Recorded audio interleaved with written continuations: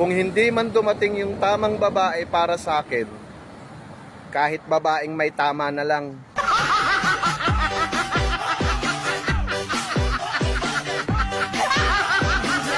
Yung mga lalaking in relationship tapos hindi umiinom, sila yung mga kontento na jowa lang nilang nagpapasakit ng ulo nila.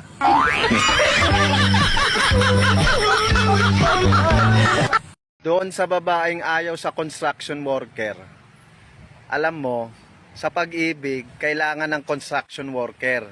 Dahil sa pag-ibig, may pabahay.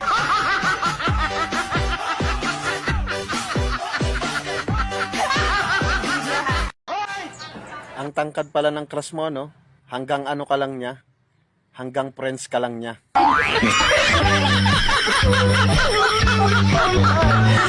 Yung sumakay ka ng jeep, tapos pagpara mo, hindi pala siya para sa'yo.